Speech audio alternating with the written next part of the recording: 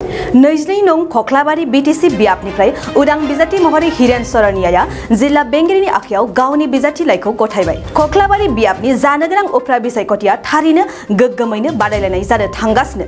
दिनै सानसेयावनो साब्रै बिजाथिफोरा बाक्सा जिल्ला बेंगिरिनि आखायाव गाव गावनि बिजाथि लाइखौ गथायबाय। सोर देरहासार जागोन? 8 जुनाव जानो गोनां 22 नं खख्लाबारि बियाबनि उफ्रा बिसायख'थियाव गासै 72,416 भट होग्राफोरा बिथांमोननि बरादखौ बिजिरसिगोन। नमस्कार, मोर नाम श्री हिरेन सरनिया। मैं कक्लाबारी बर' सुरक्षा समिति राइजर फालर পৰা আজি মনোনয়ন পত্ৰ দিয়া হল। গতিকে আজি আমি মনোনয়ন পত্ৰ ইতিমধ্যে দাখিল কৰি আহিলোঁ। সমষ্টিটোত ভোটাৰ্ছ কিমান আছে? সমষ্টিটোত ভোটাৰ্ছ প্ৰায় 71,000 মান আছে। ঠিক মোৰ মানে এটা একুৰেট হিচাপটো নাই, কিন্তু 71,000 মান হ'ব লাগে। আপুনি জয় হোৱাৰ কিমান আশাবাদী? জয় হোৱাৰ মই 100% আশাবাদী।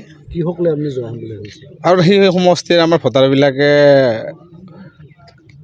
যিবিলাক দলে কাম কৰি আছে সেই কামবিলাকক লৈ সন্তুষ্ট হৈছে। গতিকে সেই সন্তুষ্ট হৈ আমাক মানে জিকাই নিয়াৰ কাৰণে তেওঁলোকে চেষ্টা কৰি আছে। সেয়েহে মই আশাবাদী। আৰু অৱৰোধক কমিটিৰ যিসকল নেতৃস্থানীয় বিষয়ববীয়া আছিল তেওঁলোক আজি আপোনাৰ লগত নাই, কাৰণটো কি বুলি ভাবে? তেওঁলোক আচলতে কথাটো হ'ল কি, মেইন কথা এইটোৱে, তেওঁলোক হ'ল বিভিন্ন কাম কাজত ব্যস্ত আছে। সেইকাৰণে মই অকস্মাত আহিব লগা হ'ল। তেনেকৈ আজি যিহেতুকে লাষ্ট ডেট এনেকৈ আহিলোঁ। গতিকে সেইকাৰণে তেওঁলোক নাই আৰু কাষত। আৰু সমৰ্থন পাবলৈ আশা কৰিম। নিশ্চয় সমৰ্থন পাম বুলি, আৰু সমৰ্থন আছে, চবৰে আশীৰ্বাদ আছে, সমৰ্থন আছে। প্ৰত্যাহ্বান কোন হ'ব পাৰে? প্ৰত্যাহ্বান কোন হ'ব পাৰে মানে আপোনালোকেতো জানে চবে যে প্ৰত্যাহ্বান হিচাপে এতিয়া ৰলিং পাৰ্টি আছে UPPL, আৰু তাৰ মাজতে BPF আহিছে। গতিকে তাৰ মাজত UPPL প্ৰত্যাহ্বান হ'ব। আৰু हाय बर' फरायसाफोरनि थाखाय गियान स्रोतआ मोनसे गोजोनथाव सोलोंथाइनि राहा लानानै फैदों। नोंथांमोना गियान स्रोतनि राहाजोंनो लानो हागोन न'आव थानानै डिजिटेल मुगाजों डिजिटेल सोलोंथाइ। गियान स्रोतनि गेजेरजों नोंथांमोनहा बर' आयदानि मोनफ्रोमबो आयदाखौनो गोरलैयै मबाइल लेपटपनि गेजेरजों गियान स्रोत एपनि गेजेरजों सोलोंथाइ लानो हासिगोन। गियान स्रोतआ नोंथांनि सोलोंनायनि थाखाय जायखिजाया समावनो नोंखौ सोलोंनायाव मदद होगोन। डिजिटेल मुगानि गोदान सोलोंथाइ आदबाव रावनि सायाव जेबो जिंगासिनांगौ गैलिया। गियान स्रोतआ 9 आरो 10 थाखोनि फरायसाफोरा गावनि बिमानि राव बर' बिजोंजों लोगोसे गुबुन गुबुन रावफोरावबो सोलोंग्रोनो हासिगोन। गियान स्रोतआव फोरोंगिरिफोरा फरायसाफोरनि बुजिनायाव गोरलै जानायनि थाखाय ग्राफिक्स, एनिमेशन आरो मोगथाङारि गोबां बिदिन्थि लानानै बुजायनाय जागोन। आरो नोंथांनि ओनसोलाव इन्टारनेट गैया नामा?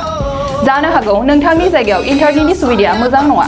अब्लाबो जिंगासिनांगौ गैयाजासे डिजिटेल बिजोंनि सोलोंनायाव नोंथांनि मबाइल आरो लेपटपआवनो सोलिबाय थागोन। गियान स्रोतआ बयनिबो थाखाय गुन गोनां सोलोंथाइ लानायाव गोरलै खालामदों। जोबोद खम बेसेनावनो गुन गोनां सोलोंथाइखौ। आथिखालसिमाव गियान स्रोतआव मोननो हानाय आयदाफोरानो जादों फारियै सानखान्थि, रांखान्थि, राजखान्थि, भुमखौरां, जारिमिन, मुवा बिगियान, रासायनारि बिगियान, जिबारि बिगियान, बिमा राव आरो इंराजि। गियान स्रोत एपखौ गुगल प्ले स्ट'राव मोननो हागोन। नोंथांमोना डेम' एपखौ डाउनल'ड खालामनानै गावनि रावजों सोलोंनायनि मोनसे गोदान खाबुनि मोन्दांथिखौ लानो नाजा। बेयो मोनसे अफलाइन एप आरो गासैबो फराफारिखौ मेम'रि कार्डनि मददनि गेजेरजों मोननो हागोन।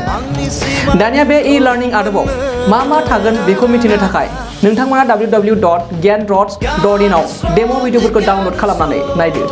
गियान स्रोतआ फरायसाफोरनि रोंगौथि जौगानायनि थाखाय मोनसे थार लोगो। नोंथांनि गथ'फोरनावबो रोंगौथि दं, नाथाय सोलोंनायनि मोनसे थार लोगोनि गोनांथि दं। बेनिखायनो गियान स्रोतआ जाबाय नोंथांनि थार लोगो। सोलोंथाइ दं जेराव गियान स्रोत